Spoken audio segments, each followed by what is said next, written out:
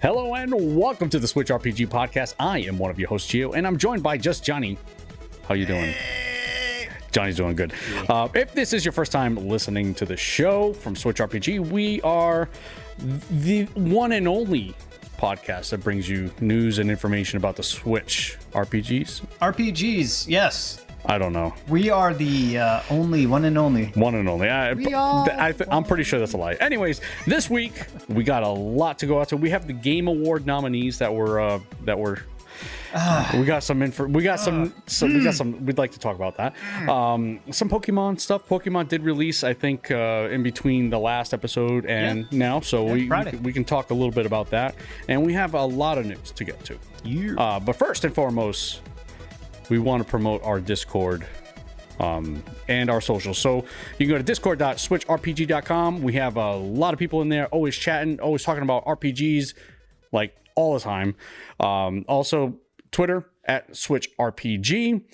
We have merch and a Patreon. You can donate, or you can sign up for Patreon for as little as $1 a month. I mean, who doesn't have $1? Well, I don't have $1 a month. Never mind. But our patrons I want to kind of shout out to is Hedge Knight, Mike Sprinklins again, DJ Atkins, and Michael C. Thank you so much. I'm rooting for DJ Atkins. Oh, because of the meat? Because of the meat. The meat? He's eating the meat and dropping the beat. That's right, man. Yeah. Freaking DJ Atkins. So, hey, what are you playing? What am I playing? Shocker. I am still playing Fire Emblem and Smash because that Terry Bogard just pulled me back in. And he did. That 6.1 patch, even though 1 didn't do anything, but that 6.0 patch, it just did interesting stuff, and you know, every now and then I'll just go heavy back into Smash. But yeah, I wish I could get into it as much as everyone is into it. Smash is so good. I mean, just can't. It's got everything. It even has RPG elements. Oh geez, here we go. It literally has RPG elements. Literally, like what are they? Like it's solo, it's single player game mode. Is that the one with an RPG? The overworld, and you kind kind of plot to plot, and you have to do certain things. The World of Light, I think it's called. Yeah. You equip. There's probably been a whole lot of RPGs that have had a mechanic like this, but you collect spirits, and then you equip the spirits to your fighter. And there's two different types of spirits. There's the primary spirit, of which you can only have one, and then there's the support spirits, of which you can have up to 3 of them equipped. And they can take up multiple sockets. You have 3 sockets. Oh boy! And some are 1 socket, some are 2 sockets, some are 3 socket. And you can sort of equip them, and each of these spirits offer, not only do they enhance your stats, RPG mechanics. Oh geez, here we go. But they can give you new abilities that will help you in certain fights, because some of the fights that you're doing, the battles, right? The RPG battles. We're not going to call them fights. I'll call them battles. They are battles. They are battles. It's a battle. I'll give you that. Because some of the battles, you are whittling away their HP, yeah. Okay, all right. Right? I mean, okay. Come on, Smash is pretty RPG. I mean, come on. Space Emissary was pretty RPG. I think we can safely say that Smash Brothers is not really an RPG. It's just got RPG mechanics, which are great. A lot of games have RPG mechanics, you know, and you're seeing that a lot. You see the blending. Yeah. They take one aspect of a game and they put it in their own game. It's fine. And there is a progression to it, because not only is there a progression by collecting more spirits, but there's a progression by leveling up those spirits so that the effects that they give you are even stronger. Okay. So you almost have me convinced. Almost. There's a whole lot. There's practically a breeding system built into it too, because you can evolve a spirit. I mean, it's okay. So, I mean, do we put this in as RPG of the year, as well as fighting game of the year, as well as game of the year? Why not? Because Nintendo got robbed. They got robbed, and yeah, we're not. Apparently, a certain RPG is not recognized as an RPG. So let's just give it to Smash Ultimate, because, I mean, from all the games that are on that list, well, let's not get into it yet. Yeah. Until it's time. So you're playing Fire Emblem, you got Smash Brothers, and you're done. A little bit of Children of Marta. Oh man, that actually is released this today.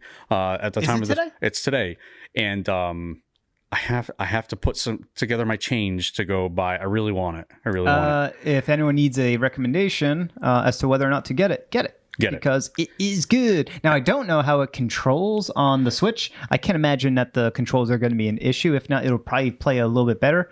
On keyboard and mouse, the mouse is sort of your aiming, where you're aiming your attacks and where you're aiming. It works better with the Archer, the older sister. Yep. Where you can sort of aim your arrows, but it's... I think it works like a twin stick shooter. Yeah. It's Binding of Isaac and Diablo combined together. I like it, but with way better storytelling than either of those two things. It's a bit more of a fantastical, more realized world. Mm-hmm. So it's that. It's got the progression of an RPG and less of the roguelike. Give me one more time, starting from scratch again. That Binding of Isaac. Yeah, those type of mechanics are tough. Yep. But just in general, I was watching because we actually have a playthrough of it on our YouTube channel, and just the visuals alone, it looks like a piece of art. It looks real for bit graphics. It looks insanely good. Yeah, it's good. It's not. I wouldn't say it's phenomenal for 16-ish bit graphics, but it gets the job done. Doesn't get in your way. I wouldn't say it's the best looking sort of pixel art I've seen, but it is really good. It is good looking. They did like a rather than add more definition to 16-bit pixel art, they sort of give you a high resolution view, so you're rendering more of the screen space, so you're able to see more of the world within the frame of the screen, which means that the characters are a little smaller. You're right. So that's what that means, but that's fine. It works well in a isometric action RPG roguelike. Cool. Weird hybrid. I mean, from what I've seen, I definitely want to get it, and I think that may be my next. And it has co-op. Next game to get. Yeah. I wonder if the Switch is including not just local co-op. Maybe I don't know if it has any online component to it. I don't know. Yeah, I'm not entirely sure. Good to know. Yeah. What are you playing? I am playing. My son has been homesick for about a week now, and I've been playing a lot of games with him. Playing Luigi's Mansion 3. It is a surprisingly really, really good game. It looks stunning, but what really surprised me, because I went from playing Luigi's Mansion on the GameCube and then playing Dark Moon on the 3DS, but then when I first started the sound design was like, it was like, that's what I noticed first, was just the sound, the audio quality, and just the movement of things making all these little sounds. It just was so it's done so well. The puzzle design is done really well. I like the whole layout of everything. Every floor kind of has its own design, but for a puzzle game, I consider it more of a puzzle game than anything else. It is a I almost kind of want to compare it to Captain Toad Treasure Tracker, because they're bigger than that. It's one big world instead of bunch of level-based type stuff, and more action than there is. There's an actual combat system in that one versus what Captain Toad has, but it is more about exploring the secrets, the hidden secrets that are within each individual room, each individual floor of this very big mansion hotel thing. So I've been playing that with him, and I'm still plugging away at some of the YouTube type of stuff, but that was a new addition. We're almost done. I think we have like 2 more floors left. We have to rescue Mario and the princess. Awesome. That's how many hours have you put into it? Well, I'm playing it with him, so I'm trying to let him do most of it. So it's been quite a while.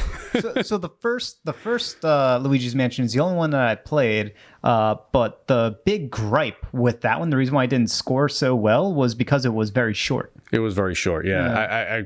I don't know exactly how short it was, but this one we have. It was less than 5 hours. Yeah. No, this one we have more than that.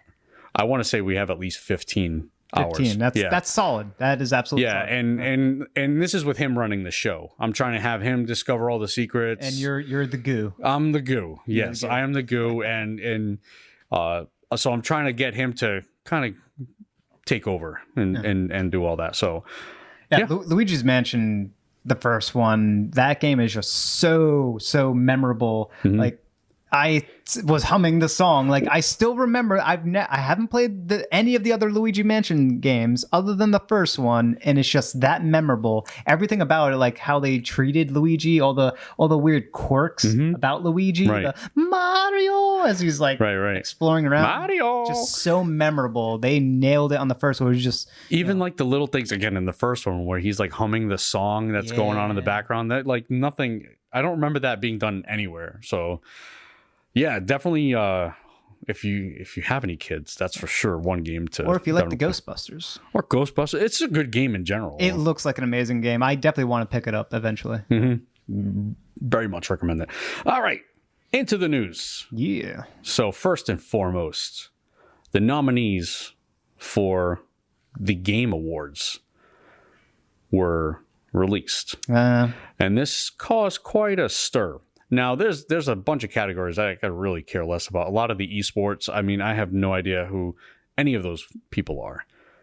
The sports games, I haven't been involved in any sports games for forever. So, we'll save the RPG nominees for last. Yeah, I guess. I guess we can cover the stuff that would typically involve RPG games.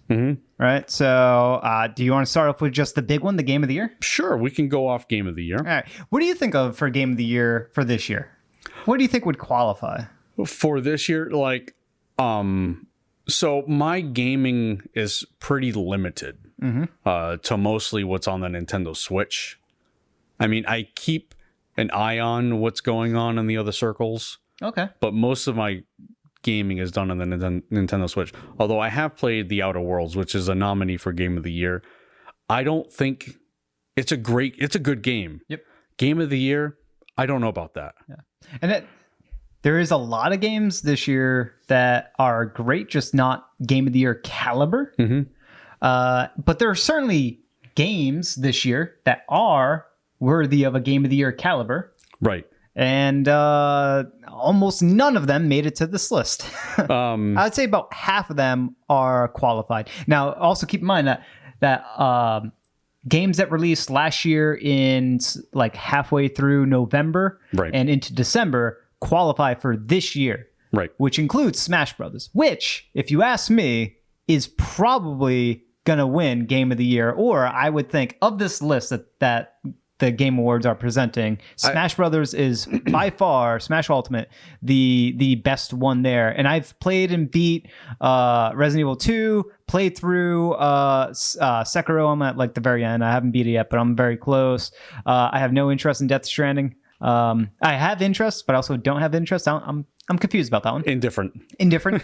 Control wasn't, it was a really good game, but not a Game of the Year caliber one. The Outer Worlds, as you just mentioned, you didn't feel that was a Game of the Year. Again, it was a good game. It was really, I mean, I don't know about Game of the Year. Yeah. So just to kind of reiterate, the list goes Control, Death Stranding, Super Smash Bros. Ultimate, Resident Evil 2, Sekiro Shadows Die Twice, and then the Outer Worlds. Yeah. And the three that I think belong in the Game of the Year discussion is Smash, Resident Evil 2, and Sekiro. Okay. Death Stranding, that one is, if you just look up its average score, anything that's sub 85%, that is questionable territory, whether it should be in Game of the Year. Certainly some of the nominees for other categories are reasonable, but, Control scored roughly the same or a little bit lower than Death Stranding. So I'm surprised that one's even on here.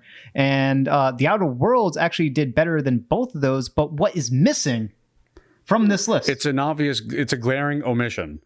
Huge. Fire Emblem, Three Houses. Fire Emblem is missing from this. And not only that, but another RPG, Disco Elysium, which is scoring phenomenally well, is also missing from this list for whatever reason. Right.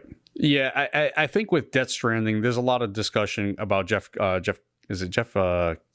Keighley, that's it. Thank you. There's a lot of discussion with him being really intimately involved with Death Stranding. Now, I know he's not in charge of the nomination season, but it's a bad look. It's beyond a bad look. Look, it's so... Everyone is saying that, yeah, he's not in control, but, at some point, you gotta just take it for face value.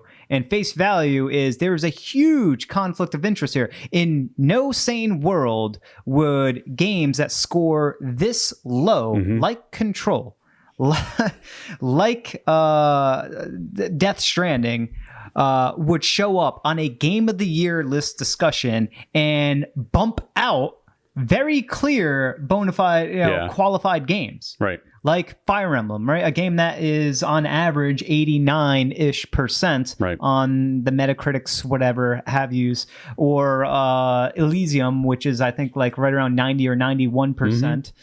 There's also Devil May Cry 5, which is scoring really high up there. What's another game? Astral Chain.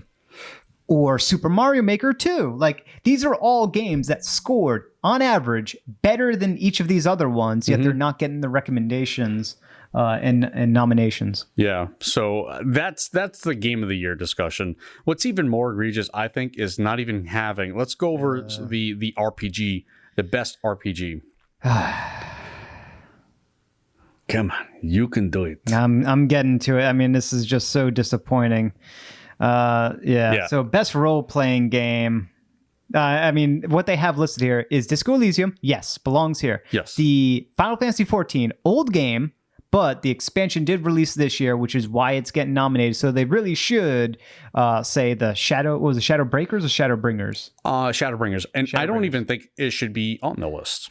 I agree. It shouldn't be on the list. An expansion should not be on the list. An MMO expansion... Well... if that's off the list, then certainly Monster Hunter Iceborne, which is another one on the list. Right. It's another expansion. Which is another expansion. And Monster Hunter World won our best RPG, I think, last year.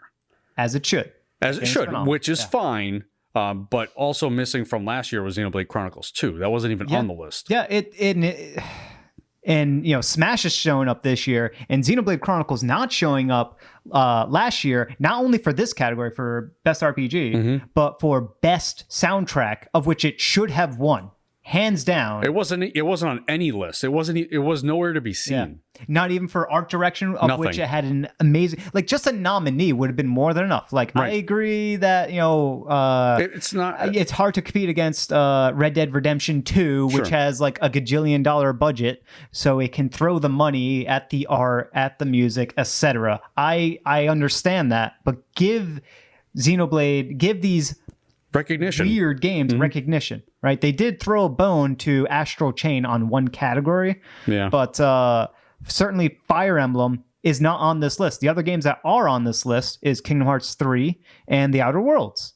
But of those 5 games, where is Fire Emblem, which is certainly the second best scoring game on average, and Disco Elysium doesn't have as many reviews as Fire Emblem does, so who knows how that would level out.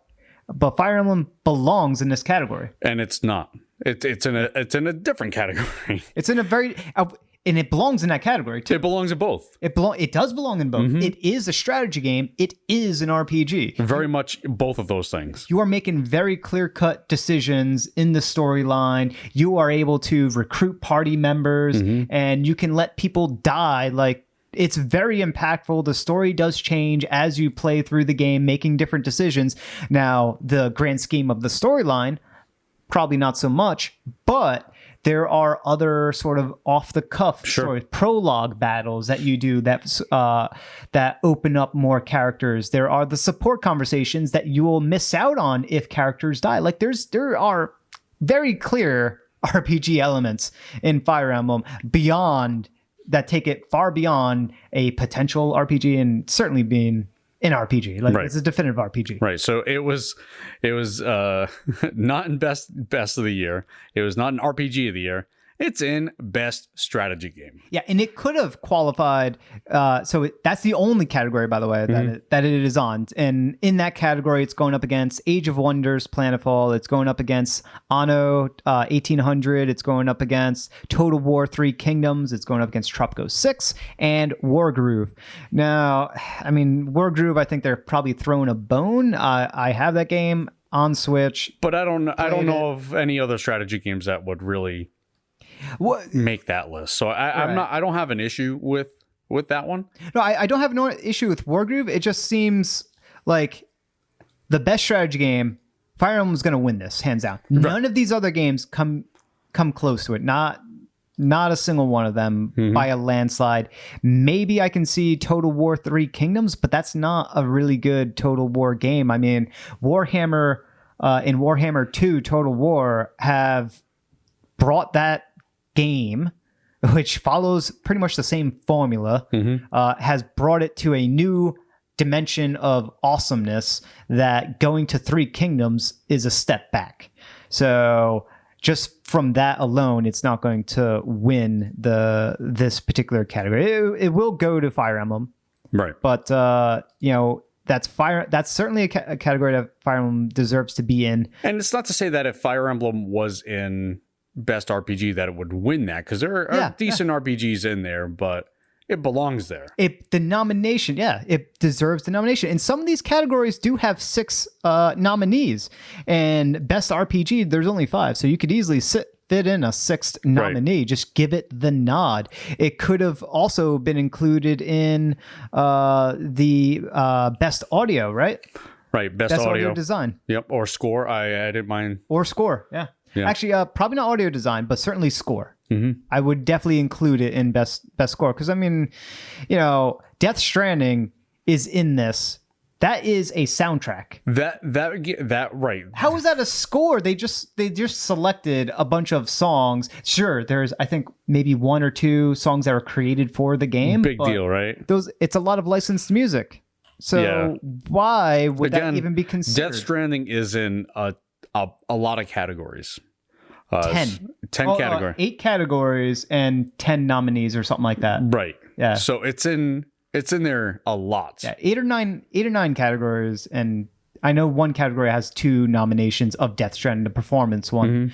It's maybe it deserves to be in some of them, but it just does not look I think that's more than the number of nominees that Red Dead Redemption 2 was in last year, and that was overkill, the amount of nominations that game had. I'll have to look at one of Yeah, absolutely insane. Now, for Best Score and Music, the nominees, I just want to cover this because I do want to give a nod out to one particular game. The nominees are Sayonara Wild Hearts, which is a very music-intensive game, and I can see that potentially winning. Kingdom Hearts 3, certainly some fantastic music, but I don't think it's going to win the category. Devil May Cry 5 falls in line with my opinion on Death Stranding as well. It's interesting, good music, and there's, I think, one unique song, truly unique song for Devil May Cry 5, the signature soundtrack song. But other than that, I don't see it winning out on this category.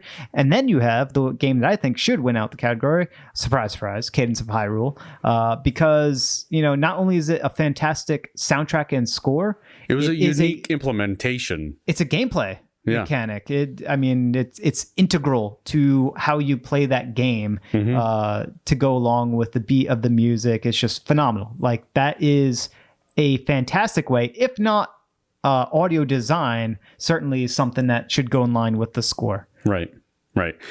This is just something I wanted to kind of point out. OJ, his Twitter handle is @PlayerEssence. Good follow if you like. OJ. So lowest rated game ever to get a Game of the Year nod. More nominations than Smash, Devil May Cry 5, Fire Emblem 3 Houses, Astral Chain, and Super Mario Maker combined. Yeah. That's just combined. And we're talking about Death Stranding. Like I'd have to fact check that, but I mean I don't see him posting that without having to check that. But that's insane. Yeah. So to all those games. Yeah, to re-summarize that tweet from OJ, Death Stranding has a lower overall score than each of those games and has more nominations than the sum of all of those games. Right. That is insane. And again, like you had mentioned, soundtrack nomination over Fire Emblem despite using licensed music. Yeah. It's just crazy. Yeah. So, I mean, I'm going to watch it more for the reveals. Maybe there'll be something interesting to come out in that aspect. But, I mean, there is a backlash. I mean, there are a lot of people upset. Was it Jeff Keighley today posted something like, all right, send me all the hate or whatever about the nominations. And I was kind of viewing that thing a little bit and saw like a whole lot of like everyone kind of in agreement. There's too many nominations for Death Stranding and almost little to no recognition of Fire Emblem. Yeah. Which is disappointing. And, there are always going to be some games that are going to miss out on some of these nominees. But that's a glaring omission. Yeah, that's always going to happen. I mean, Cadence of Hyrule could have been thrown in as a nominee for some of these other categories. Also, I mean, come on. Family game. Yeah. Ring Fit Adventure. Really, a workout game is a family game. Like they're just throwing some of these games in completely wrong categories. But you kind of you missed the entire thing about the family game. It's dominated by Nintendo. No. I saw that too. They're all Nintendo games. So you have Luigi's Mansion 3, Ring Fit Adventure, Super Mario Maker 2, Super Smash Bros. Ultimate, and Yoshi's Crafted World. So they're all Nintendo games, all of which, except for Ring Fit, I played with my son. So I'm doing something right. Yeah. So, what do you guys think of the Game Awards? I think a lot of people are souring on it this year. I don't remember it being this bad last year. This is bad. Last year was all right. The year before was pretty good. I mean, Breath of the Wild won, as most people expected it should have. But it was going. I mean, I know you don't care really for good. Persona, but Breath of the Wild was going up against Persona 5. So and last year was a little baffling because everyone thought, because it was just Red Dead Redemption winning everything over and over and over again until Game of the Year, where it's like God of War. It didn't make sense, right? It didn't make sense, but it made sense because God of War is the better game. Right. God of War definitely is absolutely phenomenal. But Red Dead just won everything else it was in. It did. And when you looking back at it now, almost a year later, like it made sense because Red Dead Redemption was a show of excellence via just throwing as much money to get excellence as possible. Right. That's what that was. But you can't fault God of War because God of War was excellence throughout the entirety of it. Game direction. I hope it won Best Game Direction. I can't remember. I don't remember either. Because that game was super well directed. I think it did. Okay. There was no way Red Dead Redemption was better directed than God of War. God of War is probably the best game-directed game I've ever played. Yeah. So before we move on, it was Fire Emblem that was snubbed. Astral Chain was definitely snubbed in a few categories. I don't think so. I think it should win in its category, which is the best action game. Okay.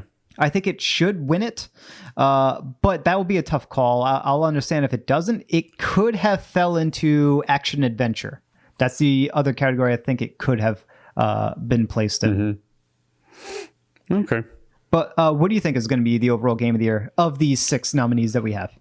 I think it's going to be Death Stranding. I just have that would experimental walking simulator is going to win Game of the Year. I really don't doubt it. You honestly think? I just feel like everyone is. What do you want to win? How about that? I would say the Outer Worlds, only because Outer Worlds. Yeah. Yep. I don't play Super Smash Brothers.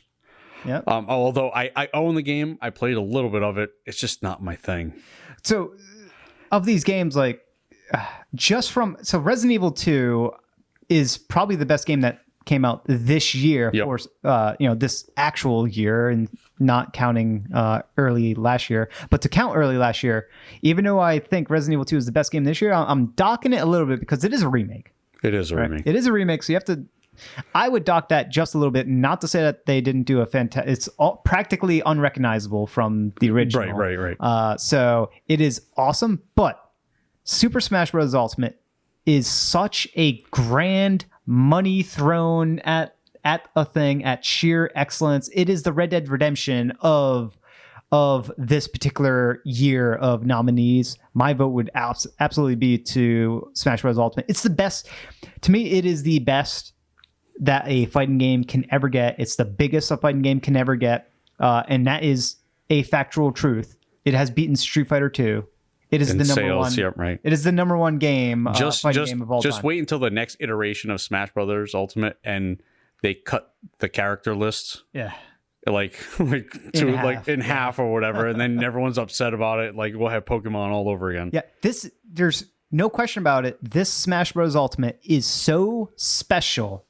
Not only is it the biggest, which it should have won best soundtrack. I don't think that any other game it should have been nominated for certain for best soundtrack, and it would have won because it has over 1,000 tracks by this point with all the DLC that's been added. Yeah, that's a lot of. It's either close to it or over 1,000 tracks. It should win. Not only is it that many, but they reorchestrate a lot of these songs. Some of the Castlevania songs were reorchestrated pieces, or remixes, or reimagining.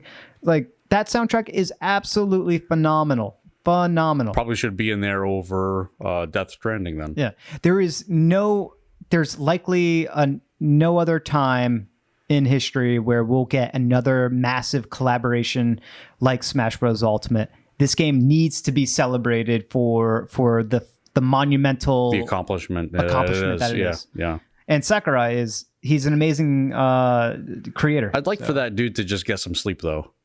I think he's finally gotten some sleep. He's fine now. I don't know. He got all these fighters still to come out. He's probably my favorite game developer at this point. Well, I mean, I don't know his whole history. So he's done Kirby and this, right? Smash Bros. He's done what you call it, Kid Icarus, right? Okay, yeah. All right, okay. And he's done other games. Sure. And to say that Smash, I mean, he's done every Smash. That's a big deal. Right. A bunch of Kirby games. Yeah, he's really intimate with Smash. All right, so moving on. Yep. This is something now. We're going to get off the rails a little bit. This is not Nintendo Switch related, but it could be. It could be. This is something I'm really passionate about. We are. We are. Well, I've dumped a lot of hours into what we're going to get into. Yeah. Okay, so we had Exile Con this past, was it this weekend? It was this weekend. Okay. I think that's held in New Zealand. Anyway, so there was a lot of news to come out there. So they announced a new expansion for Path of Exile, as well as they are working on Path of Exile 4.0, which they're calling Path of Exile 2. So Path of Exile 2 got an entire graphical overhaul. Yep. It's running on the same engine, but it just looks better. It's a significantly improved iteration of the engine. Yeah, so they it seems like they've really got their hands on the grasp on this better engine. Physics, better lighting, better I forgot what some of the special effects that they were adding in there. You could think of it like reflections and stuff like that. Is it called ray tracing and ray tracing of a certain degree? I don't know if they said ray tracing. I think they did. Yeah. Okay. So they've improved. It's like an entirely. You can clearly tell visually. It's an improvement. Okay. So Path of Exile 2. A number of changes in there. So they're keeping the passive skill tree. I guess you can call it a tree grid. The expansive. They said they are keeping it. They also haven't, and they are changing it because they haven't revealed it. They specifically chose not to reveal. They didn't reveal it, but they said that they're still having it. They're still keeping it. Yeah, because you will be able to take your character from Path of Exile and play. So this is going to be presented as the reason why it's called Path of Exile 2 is that it's going to be another full-fledged campaign. Right. So I think it has another 7 chapters, acts or whatever. On top of the 10 previous. Yep. So they're going to have some iteration of that giant skill tree. Yep. Okay. Passive skill tree. I think they're going to change it, but I could be very, very wrong on that. But I think they're going to refine it in some. I hope they don't change it significant way, but still keep it like this big, massive, awesome thing. I hope they don't change it much at all. But one big change in this, and I think it was a complaint for a lot of players, was the skill gems. Yeah. So the skill gems basically define what skills you use, and they are attached to armor. And in this armor, they're it's kind of difficult to explain, I guess. Well, they're not attached to the armor. The way to utilize the skill gems is to socket your armor pieces with them. Right. And then within the armor set, it's depending on the armor piece. So say for a chest piece, you can have up to 6 sockets, all of which can be linked together if you get the right drop for it. Yeah, these, in these types of looter games, the gear you're getting is going to be randomized, and the sockets on the gear are going to be randomized. And not only are the sockets, how many links they have put together is randomized, and colors but or the whatever. Colors, yeah. So the type of skill gem that you can socket into them is going to be randomized as well. So, and the colors, there's 3 particular colors: red, green, blue, and these colors pertain to the 3 main categories of classes, or the 3 primary stats of being dex stats, which is like ranged physical attacking or quick daggery type stuff. Then there's the red, which is like the stronger stuff or the tanky stuff or the higher health stuff. And then there's the blue, which is the more magic damage, shield. What was the magic shield called? Was it just magic shield? Yeah.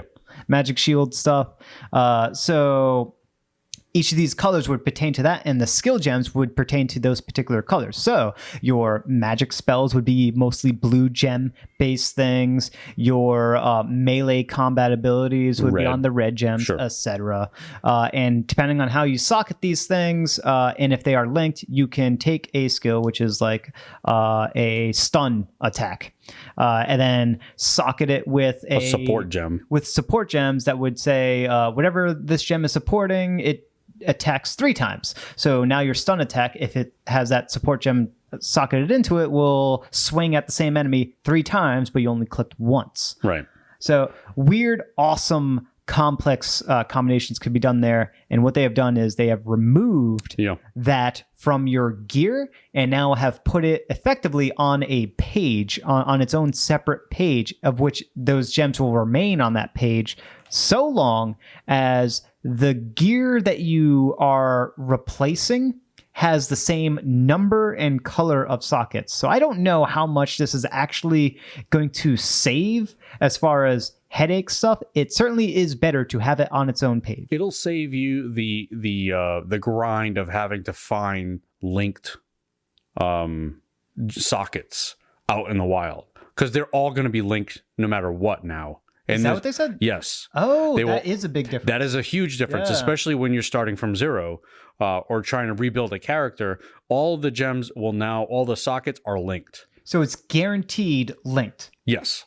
So now it just becomes an issue of coloring and getting more sockets. So your progression will be tied to the number of sockets that a chess piece or a two-hander weapon is going to provide for you. Right. And you don't have to worry about getting that particular consumable item to reroll the socket connections, the number of links. And getting that 6th link is super, super hard. And expensive if you try to go that route. Yeah. And this is a major problem with Path of Exile. It turned the end game of Path of Exile into like such a hard grind in order because you want to min-max these games. And that's essentially, once you get to the end game, that's what you're trying to do. Just be the ultimate beast there. But when you have the passive skill tree system as big, nuanced, and complex that Path of Exile has, I don't think you need that extra level of min-maxing on your gear to that degree. Right. It was a little bit too extreme, where you still had the affixes that are on your weapons, the rare weapons, the legendary weapons, the artifact weapons and whatnot, where they'll have multiple sort of magical affixes, does, extra poison damage, etc. So, to have all of those things compounding with one another was a bit too much. Yeah. So I think with the new system here, it's gonna make that end game a little bit easier.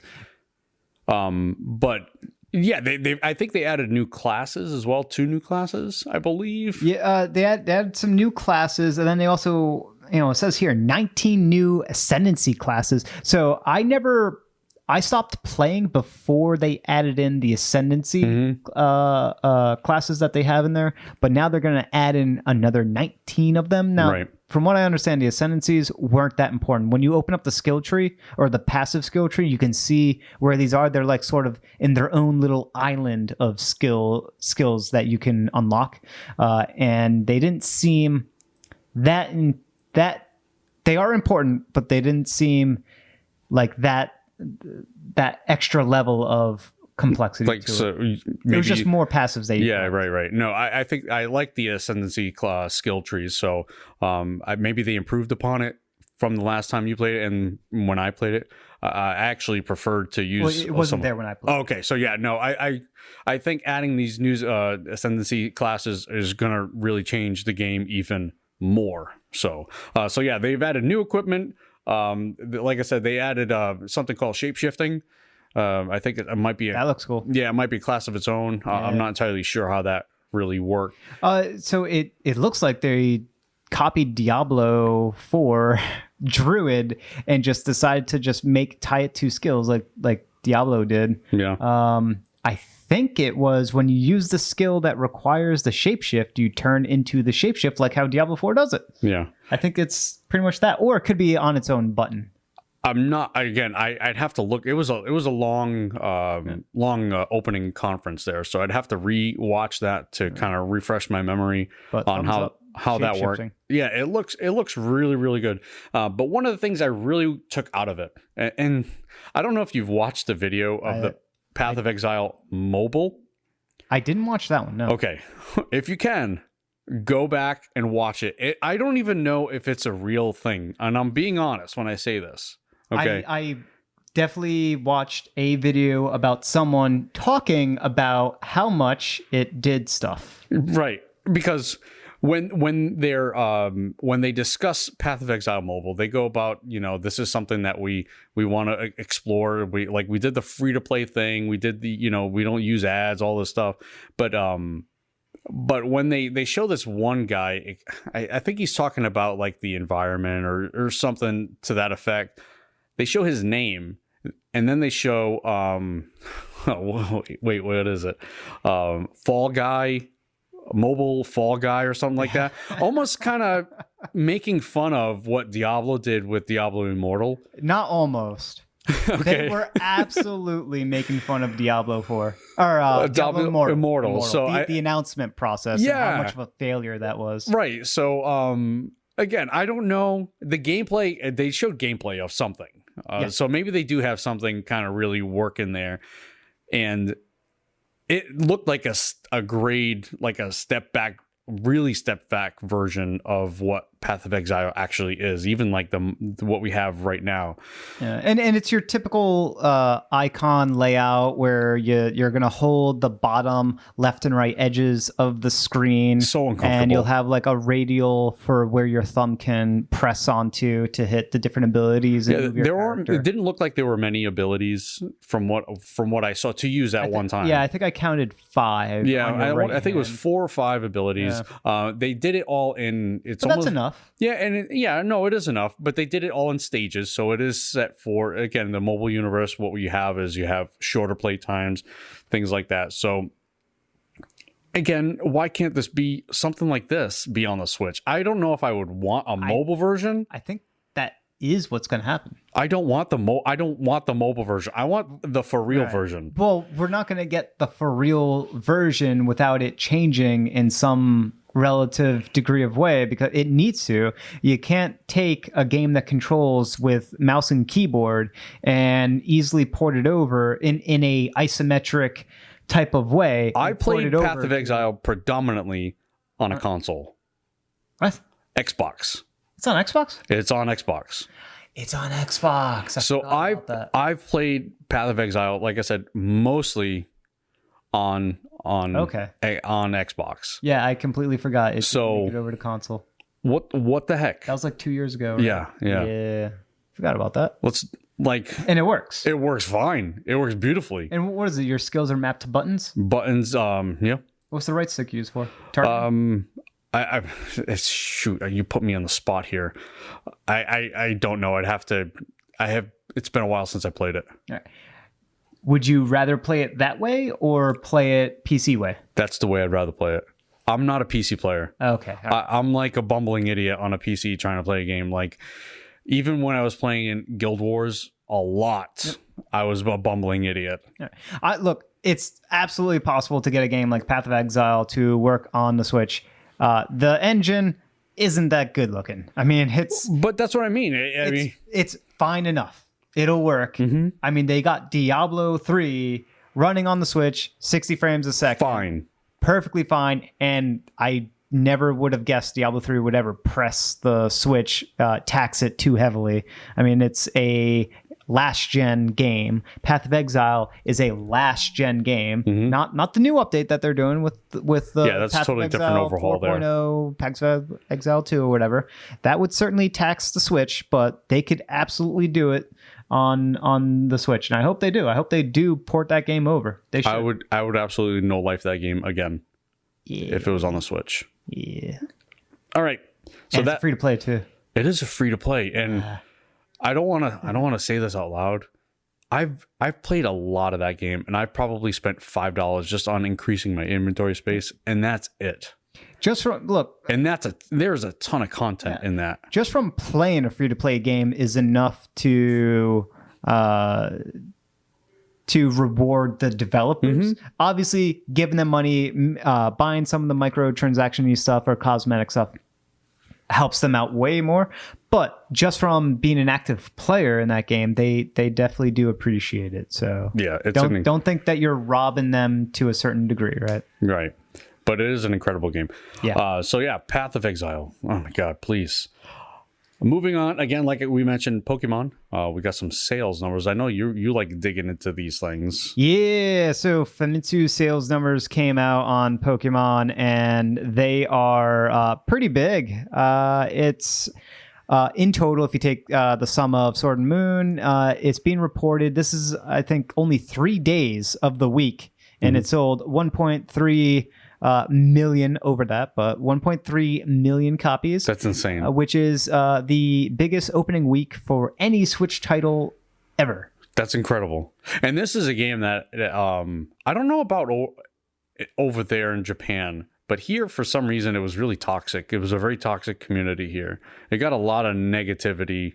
It's going to sell like hotcakes over here. But absolutely. But it seemed like they weren't affected over there at all. Like they didn't care. Like, why did we care so much about some of the stuff? Right. So people being toxic are older people who you talking about me? Are typically more inclined to get butthurt about trivial things like not having a full Pokedex. I'm not talking about people like you. Okay, good, thank you.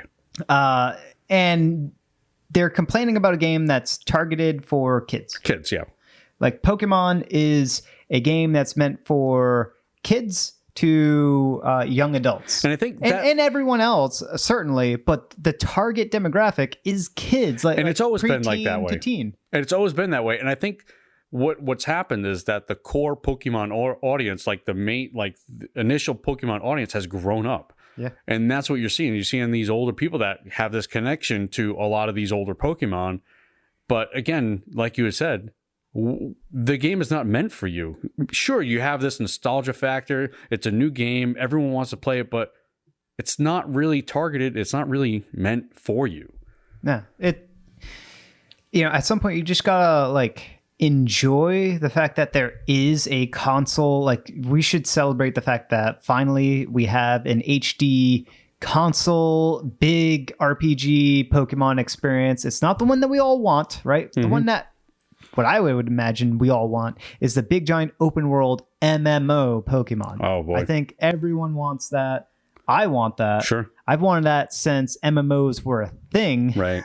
Since that started becoming, ever since World of Warcraft was announced, everyone was like, Pokemon should be the next. It could crush. And it would crush. It would pull bigger numbers than World of Warcraft, and it would sustain those numbers potentially for as long as World of Warcraft has. Right. Like the Pokemon Company is insane for never being able to sort of dive into that or experiment with that.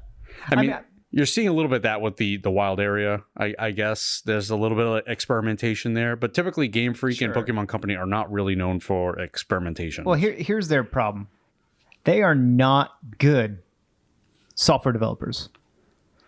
That's the honest problem. They are not good. Like, Pokemon should not be struggling. Is graphically not that impressive. It's not bad looking, but it's not that impressive, and it's certainly not something that looks like it would tax the Switch, yet it taxes the Switch. So that, to me, is bad software development, and this is not like a one-off thing. If you look at the very first set of Pokemon games, right?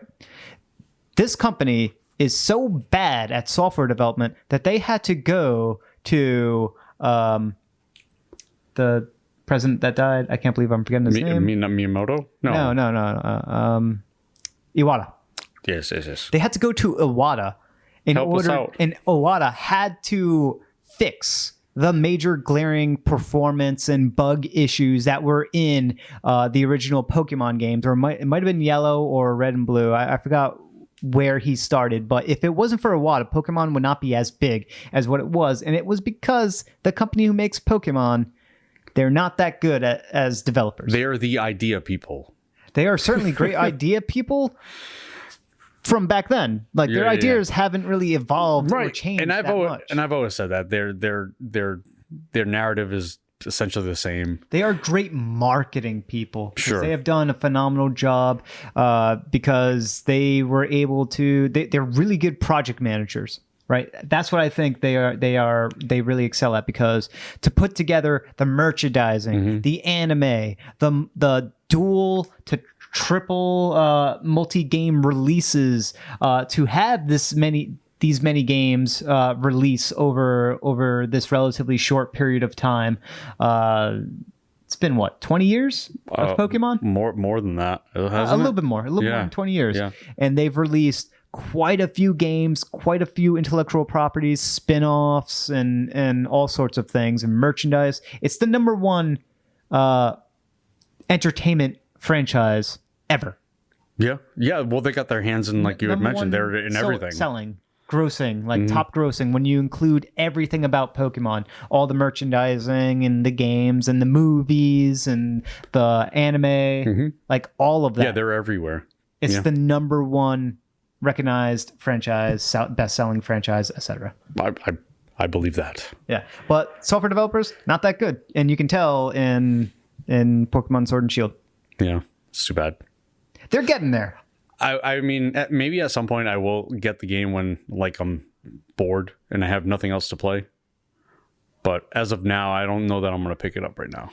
Yeah, same with me. I just have other games I need to play through to completion before I start picking up more new games. And Pokemon is, if it scored better, if it was being a bit more adventurous with changing up the formula, I would absolutely pick it up on the spot. But because the reviews are a little bit more disappointing than what I was expecting, and learning that the game isn't as revolutionary as what I would have hoped. I mean, they were praising this game under the same pretense as Breath of the Wild. No.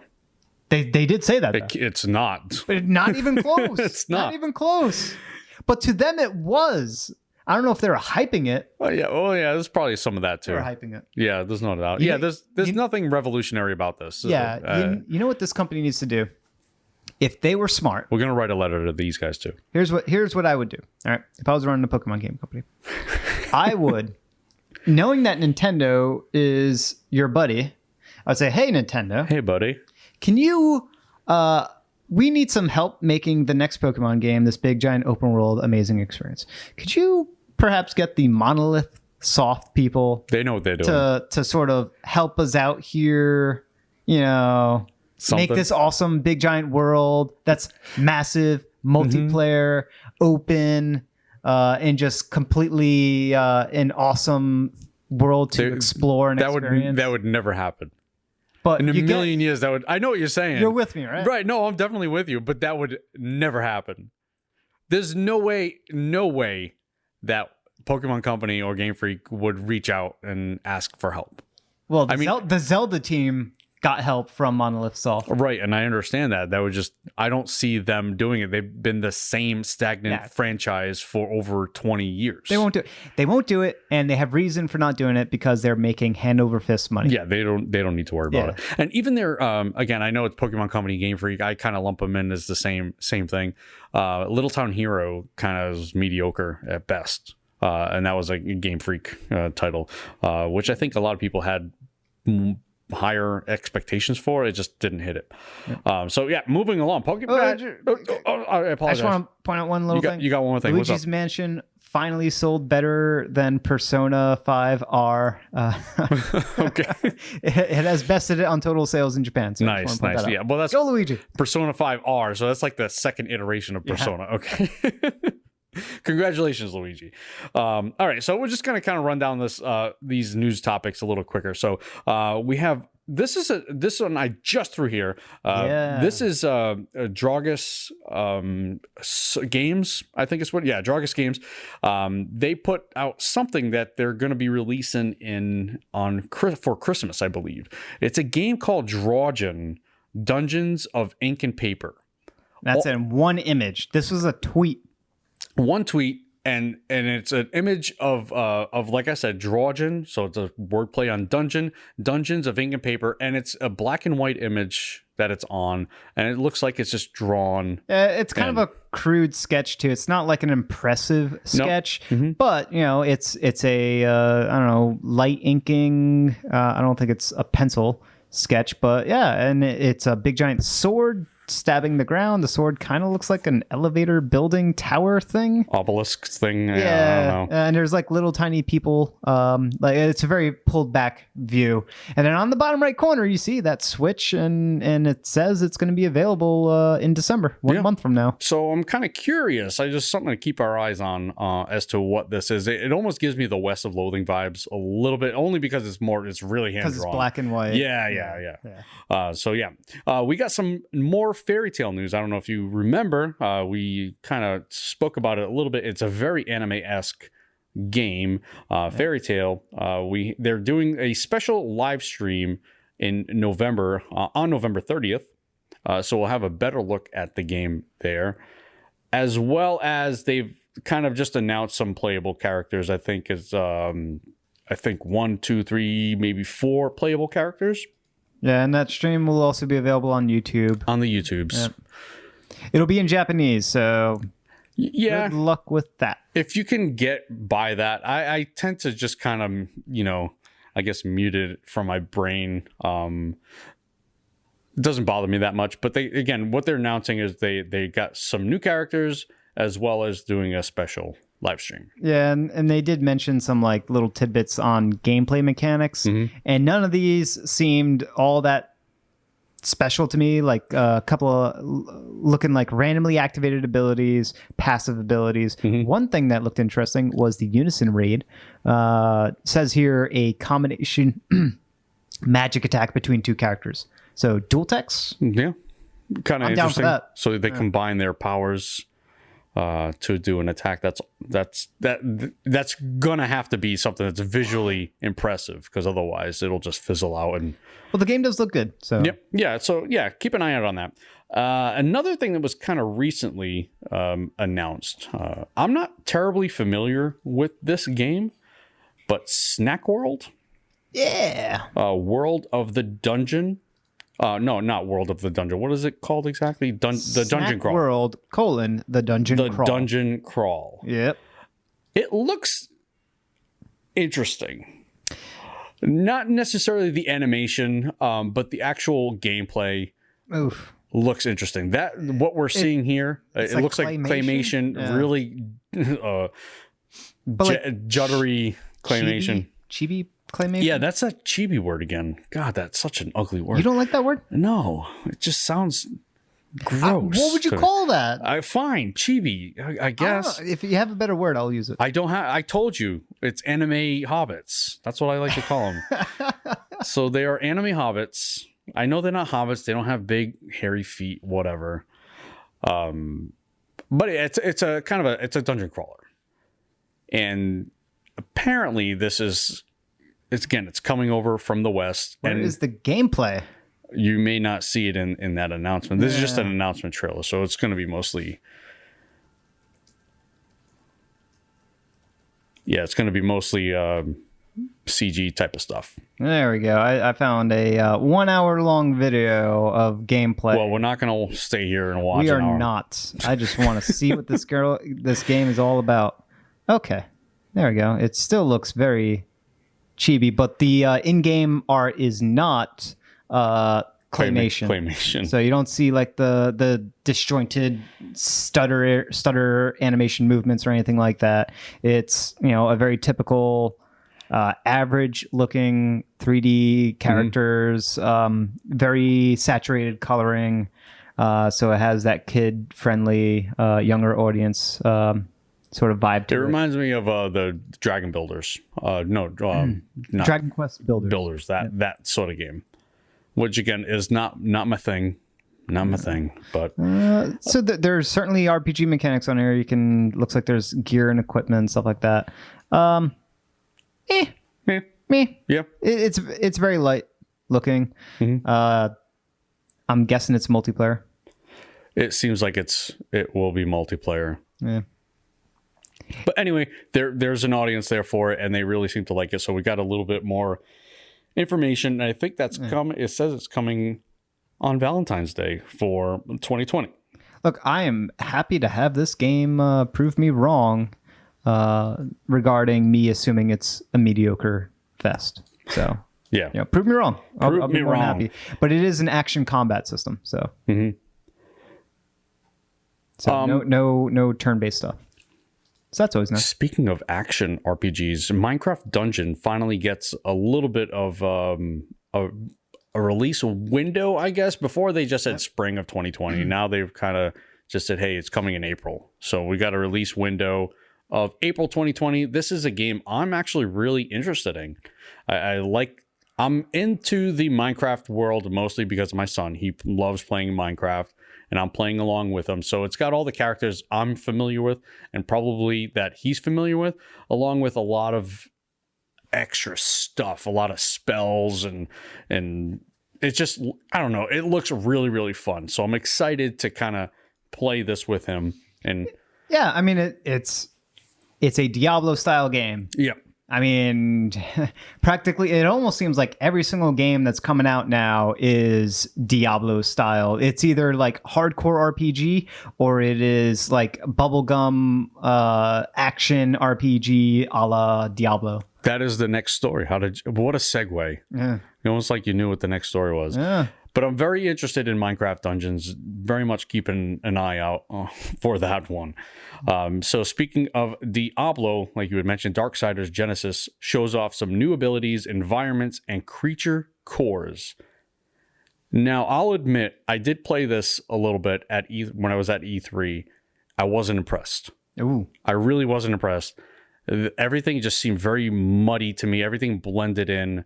But this new trailer that they're showing off shows different environments. So now instead of the browns and the reds, kind of like the drab, just kind of all blended in together, they showed off some different environments, which actually look really kind of interesting. This is actually what he's watching now is what I saw at E3. There's no variety of color. Just, I don't know. It just doesn't look good to me. Well, it feels in place. I mean, the graphical style is going to be very familiar to you if you've played Darksiders games. It looks like a Darksiders game, but Diablo?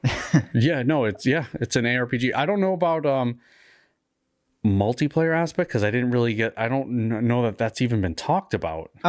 So on the reveal trailer, they did have the new horsemen, and then towards the end they show that War is joining in, right?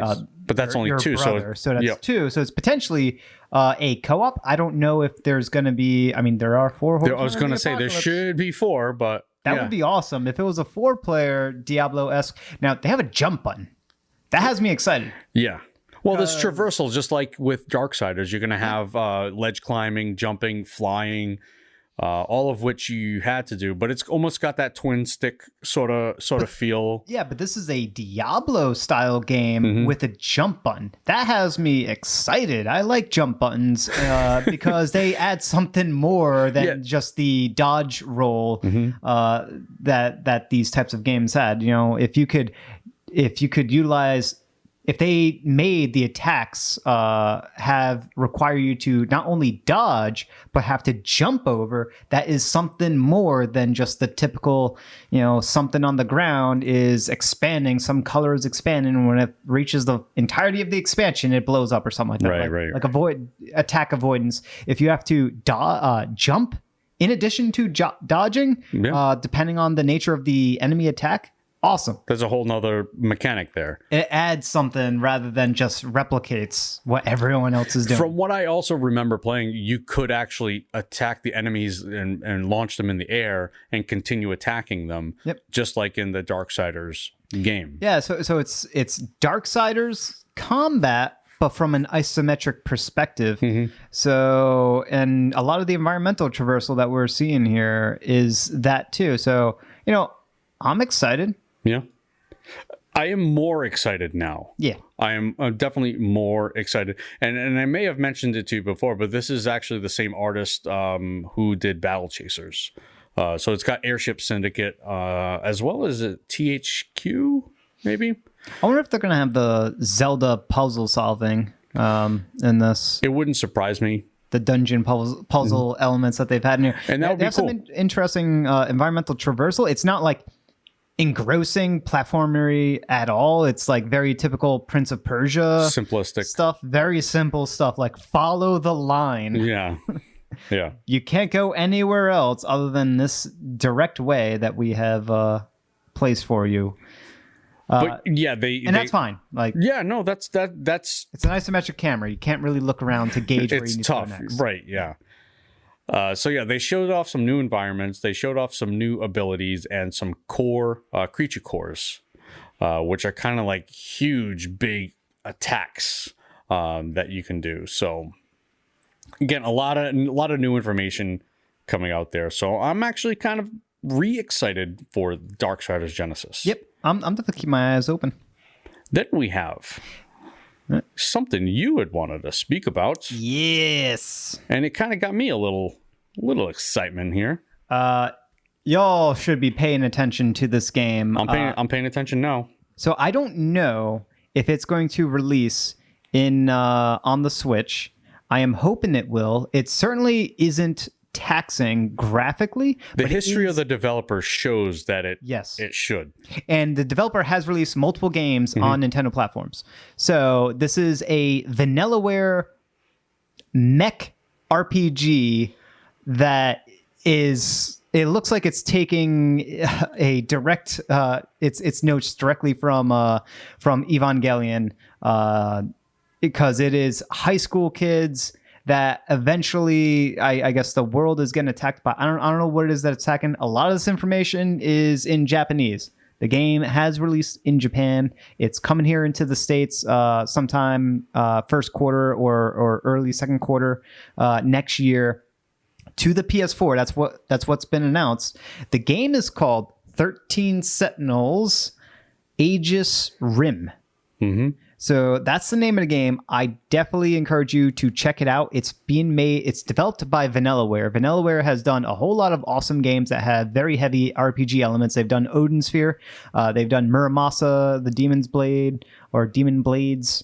They've also done Dragon's Crown, which is another, like, in all of these games, you could tell it's a Vanillaware game because their art style is very distinct. It is hand-drawn, hand-animated, 2D characters, and they will apply a lot of visual effects to those characters, a lot of stretching and skewing and jiggly whatnots of the characters.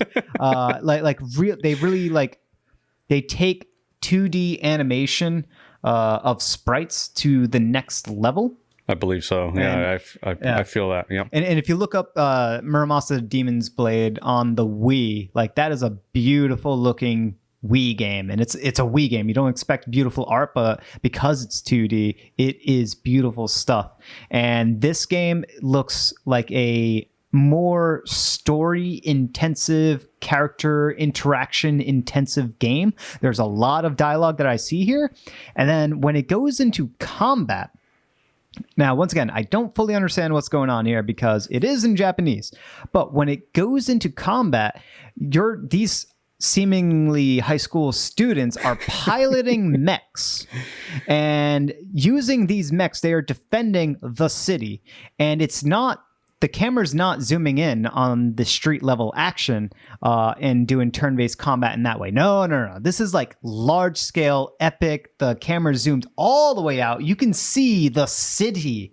Like the buildings look like this big, like, really tiny, inches in size, like massive buildings. So you're like really far scaled out, and it's almost, you're getting like a kaiju view of the action, but it's also being presented as if it's like a helicopter or satellite view of the rampage that's going on within the city. Now, I mentioned kaiju. I didn't see any kaiju yet. I'm guessing that there's going to be kaiju. You want to see kaiju. I want to see kaiju. Where there's mechs, there's bound to be kaiju.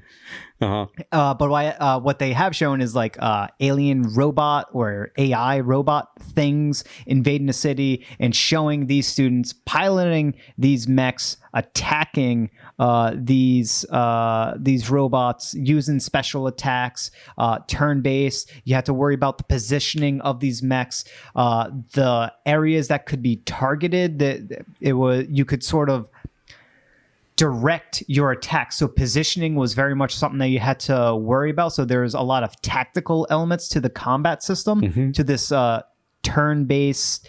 It almost wasn't turn-based either. It seemed like everything was happening at once. Yeah, because the enemies were moving almost in like a slow real time.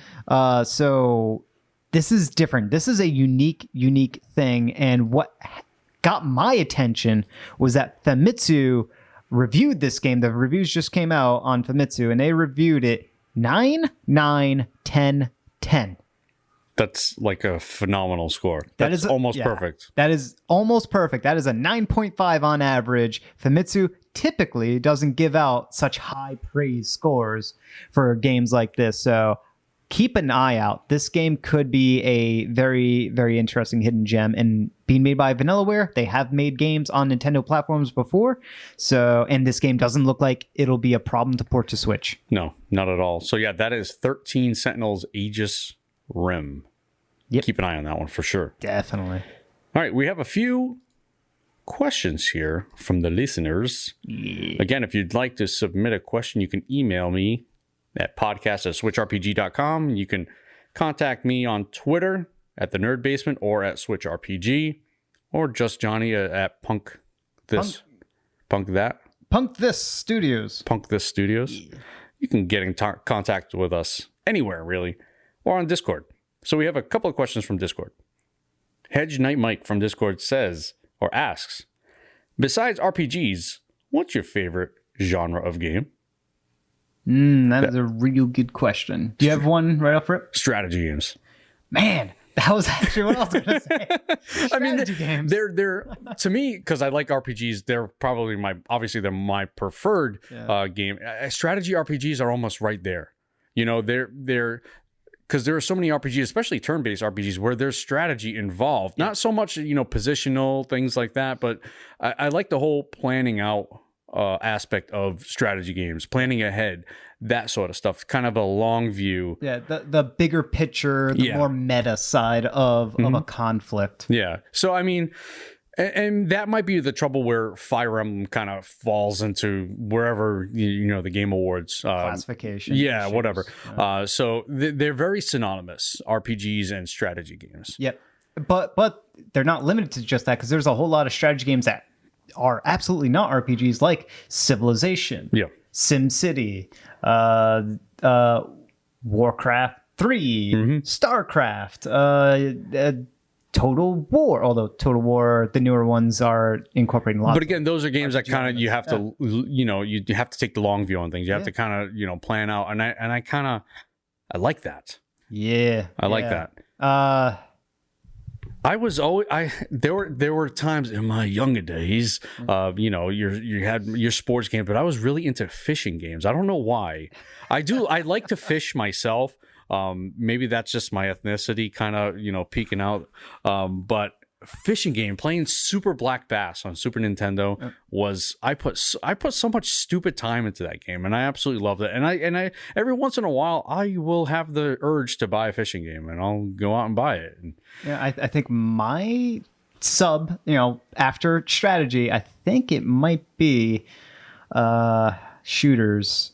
Really? But, like looter shooters or so if I could just say shooters as a broad category, because I don't know if I could pick and choose between first-person shooters or space, like traditional space shooters, because I absolutely love Star Fox, love Space Invaders. Okay, so that's like two different ends of the spectrum for shooters. I mean, you can go shoot 'em up, so your shmups. You can go Star Fox, where you space kind of fighting. Yep. Then you got you said third person or first person shooters. First person, in particular, because I absolutely love Perfect Dark. I think it's still the best first-person shooter in existence. That game is absolute genius, and Metroid Prime does fall somewhat in line with first-person shooter, so that's why I say shooter in a broad sense. Yeah. There's a lot of shooting in Metroid in general, but I would not put Metroid as the best first-person shooter because it's not. It's not. But Perfect Dark is a special game. I don't know why companies don't mimic that type of presentation to a single player campaign like Perfect Dark did. It made single player campaigns like absolutely phenomenal and brilliant, just with the multiple objectives, trying to figure things out. It was a special thing. Yep. But yeah, I also love Star Fox, and for some reason, Nintendo can't figure out how to make a proper successor to Star Fox 64. That baffles me. And F-Zero. And F-Zero. Oh, F-Zero. Well, at least they went to GameCube. And made it right. Also, Sin and Punishment deep cut over there. Sin and Punishment 2 I have on the Wii, and that is another special. Another special game. It's a shooter. I like shooters. Okay. Action games is also another one. Man, there's so many genres that I like. Yeah. Racers with F-Zero. See, you can go realistic racer, you can go kart racer, arcade. There's so many different kinds of racers. Right, there is so many different kinds, but there is one best kind, which is the F-Zero. Okay. The fast racing. But hey, we both agree. Strategy games. Strategy games is the next one. Hedge Knight Mike actually asked 3 questions. With games as a whole picking up more traditionally RPG elements, what genre of game would you like to see pick up more? So those elements that you see in RPGs, he wants to know, where would you implement that in terms where would you implement some of those RPG mechanics in another genre? What would you like to see that implemented? You don't see many fighting games with some of these RPG mechanics. I know is there a Dragon Ball? Well, that would depend on the RPG mechanics that you would incorporate into a fighting game. Personally, now, Smash Brother. Funny you mention Dragon Ball, because there is now most Dragon Ball games are fighting games. Mm-hmm. There is a very awesome. I am super excited for. I hope they nail it. I hope they nail it.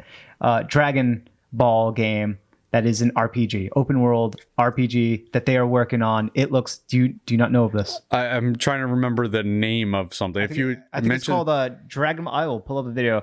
I think it's called like Dragon Ball Kakarot. Oh no, I don't know. But I thought they did actually have an RPG fighting game. This is legit. Have you ever wished that they made a full-fledged Dragon Ball RPG? Sure. And open world RPG. Have you ever wished for that? Because I have. Okay. This is it. They actually answered people. I love it when developers actually listen to what fans wanted and demanded for years. It took them forever to do it. But just from the game, they showed this off during E3 this past year. It is a fighting game RPG, open world I kid you not, this could be the Dragon Ball of your dreams. Right.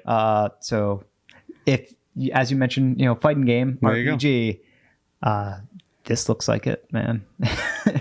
Right. And it's open world. So after this fight, and it takes place over the Dragon Ball Z storyline, and it might even go into like the original Dragon Ball storyline, and it might even go past Z. I don't know how much of the story, but what we're seeing right now and what they've shown off is like the famous fight between Raditz and Goku. So they're duking it out, and you can like smash each other in terrain, and you'll deform the terrain as you see here. Like, it is an epic scale fight. And after this fight's over, you can sort of explore the world and do like side quests, and you can level up your character. Like, it's so brilliant. It's very promising. Very promising. All right, back to the question now. Sorry for that sidetrack. But Dragon Ball Z Kakarot, that's the official name. So would that be it? Would No. I when it comes to fighting game, if it's a non-competitive fighting game, then sure, absolutely. There is a game that did that before, which was Hybrid Haven, but that wasn't really player versus player. That was a single player. But it was like environment. It was like fighting game mechanic, a fighting game sort of combat system with RPG mechanics. That's what that game was. But I would not want RPG elements in a fighting game. If I had to pick, I would probably. It depends on the nature of it, but I would probably say first-person shooter. But you kind of have that in some. You have that a lot, but like Borderlands. In Borderlands, that's the one I'm thinking. Oh, no. Borderlands is not an RPG. It's not an RPG at all? No. Borderlands, I mean, it has loot and leveling up, but that does not make an RPG in my book. You seem so disgusted by this. It's RPG elements, man. Borderlands is not that good of a game. I like Borderlands. It's another one of those like bubblegum I like Borderlands games. too. There's like a severe lack of depth. And you kind of get your fill after a few hours, and that's kind of it. Everything else becomes a mix and repeat, mix, rinse, repeat, whatever type of thing. A genre. So I said first-person shooter, but I said Borderlands, and you almost threw up all over yourself. Well, a lot of shooters do it, but what I had in mind was not stat-based progression, not level-up-based progression, to introduce those, because they're already there in first-person shooters. So I'm thinking other RPG elements to incorporate into first-person shooters. So what I think is open world, and a world that you can, Skyrim, right? That's that style of thing where you can just free roam, interact with individuals. I think there are a few games that have pulled this off to a certain degree. I think maybe Metro. The Metro games have this to a certain degree. Yeah, I would consider them more like action adventure. And obviously Fallout. Everyone's probably screaming Fallout left and right. First-person shooter, RPG type stuff. So I kind of want to say like more Fallout style games, but those are like a little bit too RPG. Yeah, but I mean the shooting in Fallout is horrendous.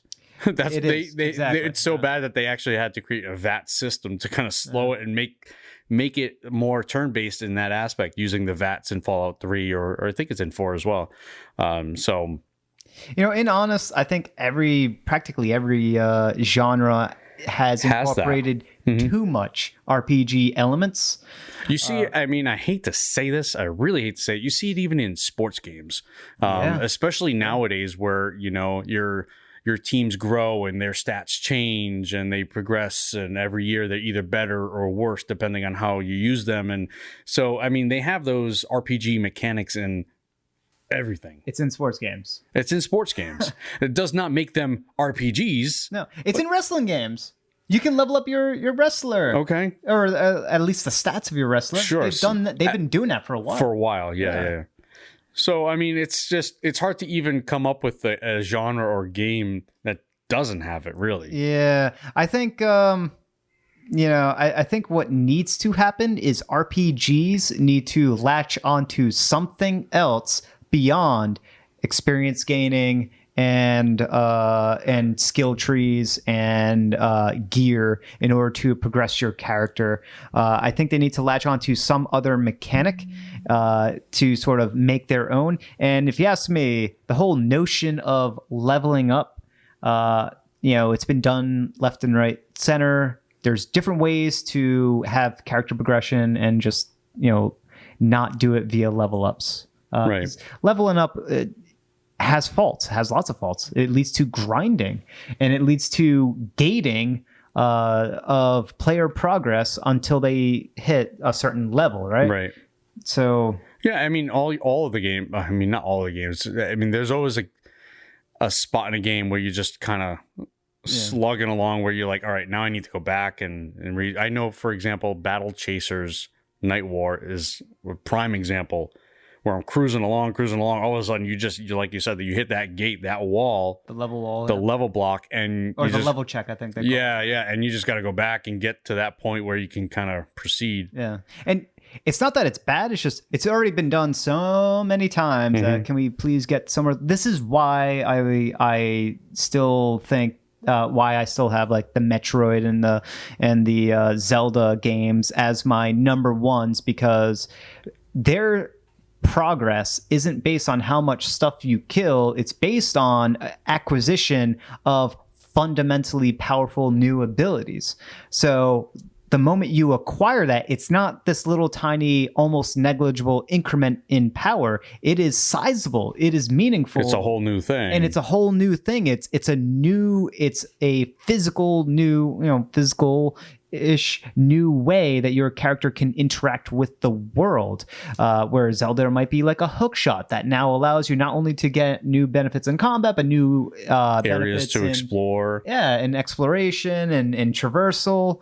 So, that way of handling things is very interesting. But also, it's also been done a whole lot. There's been a lot of Metroid games, a lot of Zelda games. There's been a lot of other games that mimic those games as well. So, I just want different out of the box stuff. Out of the box thinking. Out of the box. Good luck with that one. Yeah. All right. Last of his questions. Favorite games that are almost RPGs. I have one, like right off the bat. I didn't even have... When I looked at this question, I didn't even hesitate for my answer. Oh, yeah. You're smiling like that because you already know. It's Breath of the Wild. Yep. Breath of the Wild is one of my favorite games that is almost an RPG. You're right. It's almost an RPG. It's not quite there, but it's a good game. A very good game. And I will... You'll agree? I will kind of iterate the same thing, but with a different game. Okay, what game is that? Borderlands? So I will say that pretty much every Final Fantasy or JRPG, almost all JRPGs are not quite RPGs. Now, there are some caveats. I'm out of here. And what I mean by that is... please, before you lose everyone, what the heck are you talking about? The ones that are linear in progress, where like Final Fantasy 13 in particular, where it's the storyline and everything that you do, there's no path deviation.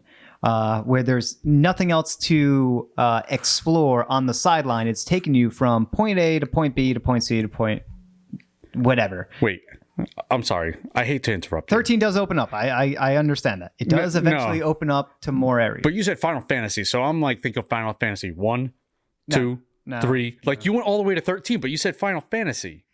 JRPGs. A lot of JRPGs are linear on their progression of how you go through the storyline, and there's no reason to. All right, if you think about it from the standpoint of Bethesda RPGs, okay, JRPGs are so much more linear than Western.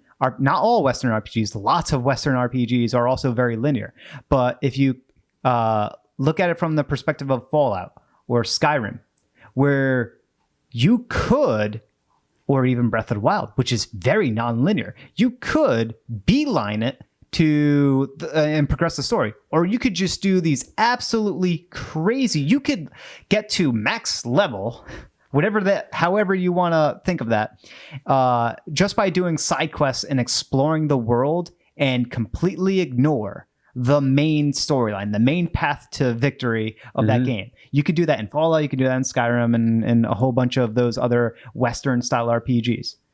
But in JRPGs, you cannot. At some point, you become hard blocked, where you have to progress the main storyline in order to gain any more levels, to gain any more meaningful progress, to explore any more meaningful parts of the world or an environment. Some JRPGs don't have this type of restriction, right? I think Tales of Game. Well, no, Tales of they does. do it. Yep. Does have it to a certain degree. Right now, some of them are a bit more open than others, but I would say like Xenoblade Chronicles X in particular, that is very open world where you kind of can go everywhere. Now they do gating, they do the level check gating, but they're not really gating too much. That's less of a traditional JRPG. It's more of a Western. I would consider that almost a Western open world RPG. It straddles the line of both of them. Yeah. So, I would say a lot of these games that are being hailed as excellent RPGs are a bit more linear. But they're still RPGs. They're still RPGs, but they are. It's almost like a wolf in sheep's clothing to a certain degree. Okay. And I'm just saying, once you go into RPGs that are fully open, right, like Chrono Trigger. Right, a very open. Now it is linear in some parts, and then it expands and opens up in other parts, and eventually, and it doesn't take very long, you get to a part where it's very open. You can do a lot of different things, very much out of order. That's what makes Chrono Trigger very amazing, and one of those JRPGs that absolutely is meaningful in many different ways. But there are a lot of them that are very linear. Baten Kaitos comes to mind as a very, very linear RPG, and because it's so linear, it almost feels like, what's the difference between that and an Uncharted game or The Last of Us? It's just the combat system and the fact that the character levels up. Big whoop. That's potentially it's still a linear progression, a linear story. Now, so for the sake of argument, you're putting a lot of weight on as far as what determines an RPG and RPG. You're putting a lot of weight into choice. Yeah. I think choice is a very important part of it. I'm not saying it's required. Well, but I'm saying it is very important. Like not necessarily choice, but more so player agency, which ties into choice. So making sure that the player's choices are going to be impactful in some meaningful way, right, in the gameplay or in the story. So you're wanting your other elements. So you're wanting your choices to deviate the story into whatever direction you choose. Just allow for more player freedom. Okay. Right. Instead of gating the player to such massive degrees. So if I had to pick an actual game for this, I would say Prey is very much an almost RPG. Okay. Just talking. I got it out of you. Just talking out of you. So yeah, that was a good. Prey's my pick. Good, healthy discussion there. We'll have to dive deeper into that in another episode. One more question, and I think we're actually going to wrap it up after this one. So I'm not entirely sure how to say this, but Elias, one of our staff members, a staff writer, what Dormant RPG series would you like to see make a return? Now, we've answered this a few times, a few different ways. Sure. A few times. So yeah, what do you got? What do you got for Dormant? I got the best one. I got the best one. I can already almost guess what this is going to be, but go ahead. Get it off your chest. Ogre Battle. How did I know? Ogre Battle, please give me Ogre. Not Tactics Ogre. Tactics Ogre is fine. It's fine, but it's more recent. Give me Ogre Battle. Give me Ogre Battle 3. Give me, the Rise of the Queen, Lord Queen, right? Give me Ogre Battle, whatever. Ogre Battle 128. Whatever you want to call it. So you want Ogre Battle back? Give me Ogre Battle. It is so good. It's still one of my favorite RPGs of all time. Ogre Battle 64, absolutely amazing. Storyline's excellent. The music's excellent.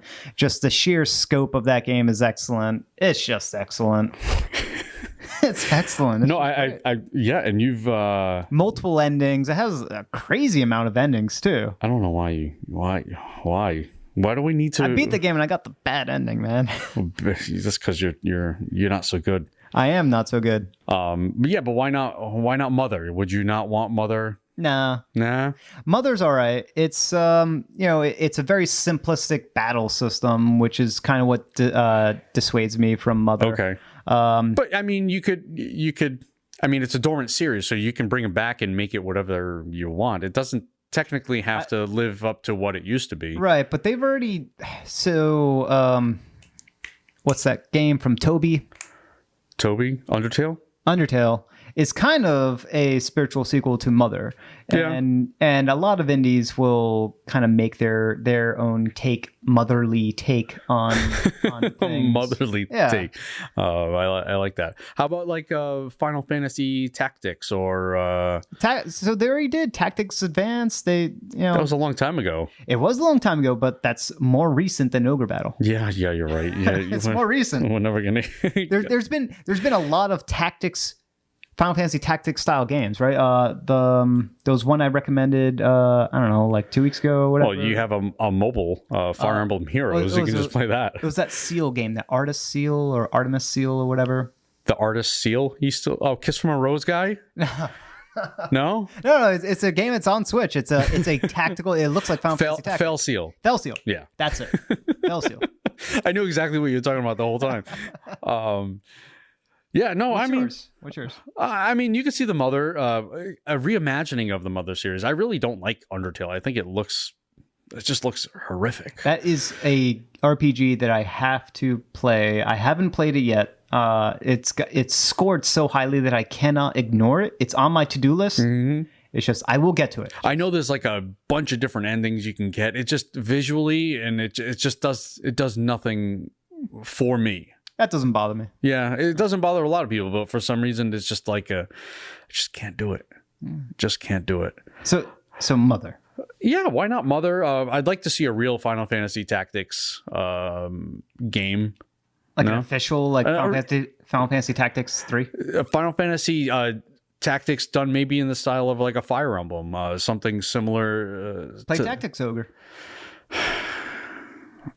On Game Boy Advance, right? I think it's called Night of Lotus. Okay. Holy Night of Lotus or something like that. Yeah, but that's like so many years ago.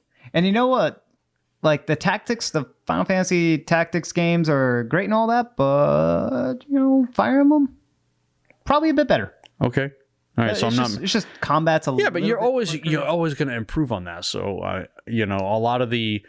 I don't know, what are they going to do? They're going to do the job system again. I'm going to pick up a rock and throw it at an enemy to get 10 experience again. Get 100 experience, you level up again. All right, you're poo-pooing my dreams, and I don't like it. Final Fantasy Tactics is great. They'd have to prove something with the new one. Sure. But there's been lots of Final Fantasy tactics that have done it, that have come out very recently, like this year, Felseal, as I mentioned. Even kind of Fire Emblem does a little bit of that. A little bit. Yeah, a little bit. I'm not saying that Fire Emblem is a definitive because it doesn't have the terrain elevation stuff coming into play, but there's been lots of games that mimic that. Mm-hmm. But there has been almost nothing that mimics Ogre Battle. We'll write a letter. You better start writing. I don't know what you're waiting on. Time. Waiting for to get some free time. All right. So upcoming RPGs, there are none. Yeah. For the rest of the week, there are no releases. Good. Yeah. So that means you better work on Fire Emblem. That's what I'm doing. You better work on some of these games. Everybody, work on your backlogs. That's homework. I figured out why I'm taking so long on Fire Emblem. I know why. You're a min-maxer. You're trying to get every little thing. Yeah. I'm playing on hard.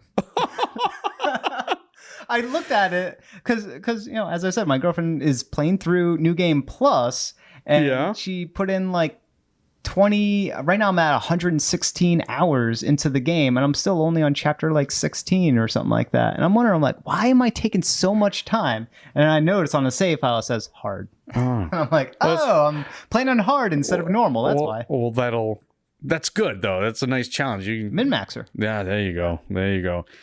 So yeah, work on your backlogs. We did have an off topic, kind of a main topic to kind of discuss, but we're running really, really late here. So we'll save that for next week. We could just go into it and then leave this recording, like snip it out, edit out this recording, and then dump it wherever. We just won't let them know. We won't let them know. It'll be a secret. It'll be very much a secret. All right. So that's going to wrap up today's episode for the Switchrpg podcast. Thank you so much for listening, and thank you to everyone who sent in their questions and comments. Keep them coming. Remember, you can listen to this show each and every week at switchrpg.com. Why do I always stumble on that? Or you can subscribe on your favorite podcast app. If you listen on an app, please give us a rating and review. We want to climb up those charts on the platforms. And remember, head over to SwitchRPG for all your RPG needs on the Nintendo Switch. Until next time. Goodbye. Bye.